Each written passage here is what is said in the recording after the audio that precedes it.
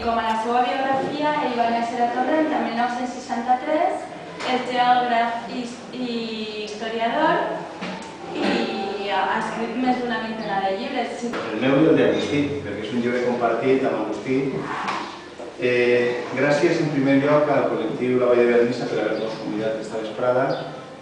Fa 3 anys vam presentar un projecte al Consell Valencià de Cultura sobre esta temàtica. Vam tindre la idea de donar a conèixer una quantitat immensa de pobles, de llogarets, d'alders, de masos que queden abandonats, que alguns són realment sorprenents, que pareix com si hagués passat per allà una guerra nuclear i se n'hagueren a la gent, però les cases queden. S'hem trobat molt sovint potser entrar a un mas, obrir la porta i trobar-se la xica del llit feta, en la despensa una botella de vi i una botella d'oli que es paraleja havien fet un niu, fins a mitjans del segle XIX i fins a mitjans del segle XX, inclús fins a 1950. Inclús en les ciutats el drama de la fam estava sempre present, però era realment en l'entorn rural, en l'entorn de muntanya, on aquests conceptes s'agreujaven i, pitjor encara, no oferien alternativa possible. Des de l'edat mitjana, la història dels pobles, la història dels pobles espanyols, és la lluita per la supervivència. Les dificultats econòmiques, les pestes, els impostos, la mortalitat prematura, els espolis, el poder de l'Església, la injustícia, la desigualtat en la propietat de la terra, la dependència de l'agricultura, les sequeres, les catàstrofes naturals, les tales dels boscos, la pèrdua d'identitat, les pressions de la noblesa o els senyors, l'analfabetisme també i les humiliacions, van tenir sotmeses a generacions senceres d'homes i dones que apenas varen poder avançar. La societat rural espanyola no va tindre més eixida que escapar d'aquella situació de misèria quan va tindre l'oportunitat de fer-ho.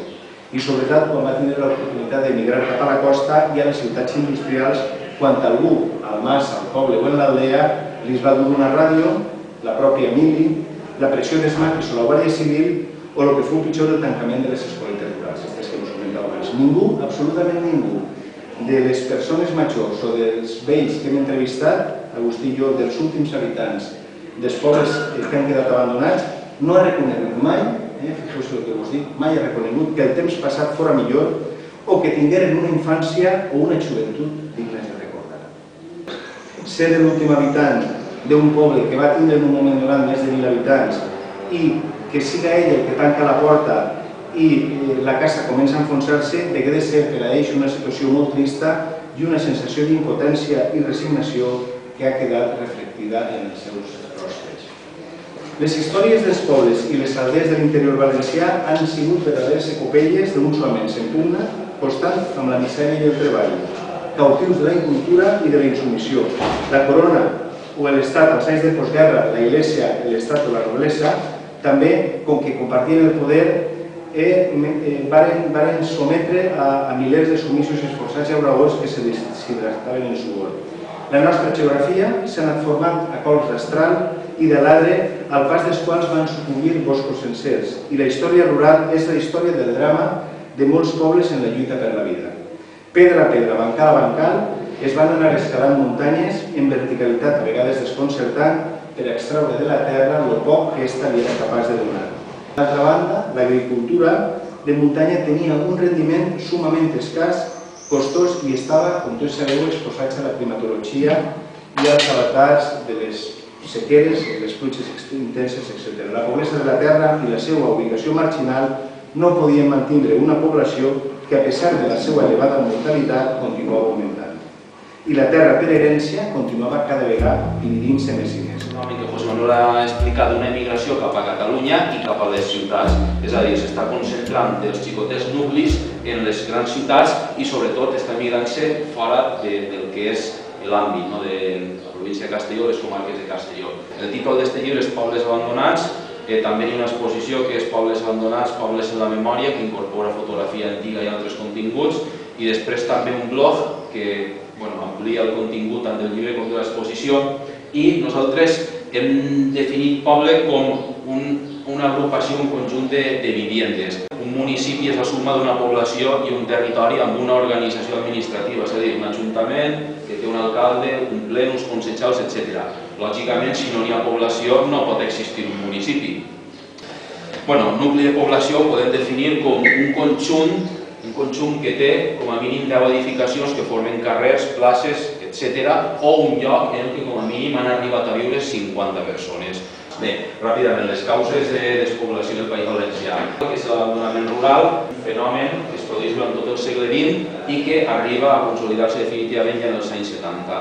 Els anys 70 és el moment màxim, finals dels 70 ja, en què més buida arriba a estar la muntanya valenciana i a partir d'aquest moment se viu un fenomen contrari, que és, diguem, la repoblació o com a mínim la rehabilitació temporal d'alguns d'aquests llocs.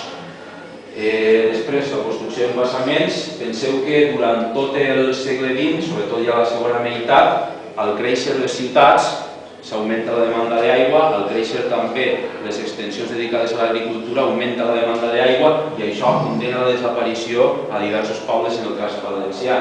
Per exemple, Domenyo, Loriguilla, Benafer, Tous, en part en els últims temps va ser derribat parcialment Guadasséquies i sobretot la comarca més afectada, sense cap de dubte, és els Serrans. També Campos d'Arenoso desaparegué perquè va ser submergit. Catàstrofes naturals i artificials, continuades en el temps, des de terratrèmols, pujades del nivell freàtic, riuades històriques que han obligat a canviar d'ubicació nuclis de població i ara ho veurem, les colònies agrícoles industrials que es creen i quan es deshabiten són un testimoni més també d'estos nuclis deshabitats i l'expulsió dels moriscos, que si bé no podem considerar un nucli, perquè és un fet llunyà en el temps, sí que ha deixat nombrosos testimonis que han arribat també fins als nostres dies. Així estem a les alberedes del Portell, que està en Portell de Morella, a la comarca Esports. Precisament la introducció del llibre de pobles abandonats és el testimoni de Simón Martí, l'últim habitant de les alberedes que va emigrar en 1990. Una excursió que fèrem, José Manuel i jo, estant en Vilafranca, el vam conèixer personalment i ens va contar el seu testimoni, com va ser ell l'únic habitant, l'última persona que va viure, ja vos dic, fins a 1990 aproximadament. Aquest cas ja també us sonarà més. He comentat el cas de catàstrofes naturals i artificials. El trencament de la presa de Tous en 1982 provocà el canvi d'ubicació com a conseqüència de la inundació de dos nuclis de població, Gavarda i Beneixida. Sabeu que els municipis de Gavarda i Beneixida continuen existint i el que es va fer és que els nuclis de població es canviaren d'emplaçament. Este és el nucli originari de Beneixida, la font, l'església, el cementeri el trobaríem així i el nou està més cap a Ixàtiva i així tenim Gavarda i el nou nucli de Gavarda que està al de la muntanya. Este és el teatre, veieu la sèrie de Canal 9, l'Alqueria Blanca, no? Això és una colònia agrícola que es va crear a finals del segle XIX, que va viure el seu millor moment fins al primer terç del segle XX i que després es va deshabitar encara que actualment té gent empadronada. Este és el teatre Cervantes de la colònia.